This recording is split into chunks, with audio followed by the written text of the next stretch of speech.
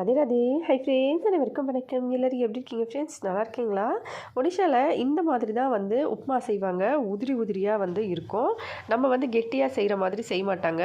இந்த மாதிரி தான் இருக்கும். இது வந்து எனக்கு உடம்பு சரியில்லை அப்படின்றதுனால சரி சர்க்கரை கொஞ்சம் வச்சு சாப்பிட்லான்னு செஞ்சு சாப்பிட்ருந்தேன். டேஸ்ட் வந்து நல்லாயிருக்கும். ஆனால் உதிரி உதிரியாக வந்து இருக்கும். ஒடிஷாவில் இப்படி தான் வந்து உப்புமா செய்வாங்க. கடைகளில் கூட அப்படி தான் கிடைக்கும். அதுக்கப்புறம் மதியத்துக்கு வந்து சாதம் செஞ்சுருந்தேன். சாதம் வந்து கேஸ் காலி ஆகிடுச்சு. ஆனாலும் சாதம் வந்து வெந்துருச்சு. தான் செக் பண்ணேன். நல்லாவே வந்து இருந்துச்சு. கொஞ்சம் வந்து ஹார்டாக இருக்க மாதிரி இருந்துச்சு. எனக்கு வந்து ஆப்ரேஷன் பண்ணதுக்கப்புறமா நான் சாப்பாடு கொஞ்சம் நல்லா சாஃப்டாக தான் சாப்பிட்றேன்.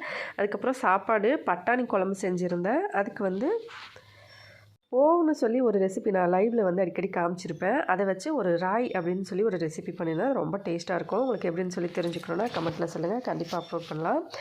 இது வந்து நல்லா புளிப்பாக இருக்கும். பட்டாணி குழம்புலையும் கொஞ்சமாக வந்து மாங்காய் காய வச்ச அந்த வத்தல் இருக்கு இல்லையா, அதையும் போட்டு செஞ்சுருந்தேன். நல்லா புளிப்பாக இருந்தது. அதோட அந்த ஓவராயும் செம புளிப்பு தான். மதிய சாதம் இதுதான். அதுக்கப்புறம் நைட்டுக்கு வந்து மாமனார் வந்து கோயிலேருந்து பிரசாதம் கொண்டு வந்திருந்தாங்க. அவல், வாழைப்பழம், அதுக்கப்புறம் வடையெல்லாம் வந்து கடையில் வாங்கிட்டு வந்திருந்தாங்க. சாப்பாடோட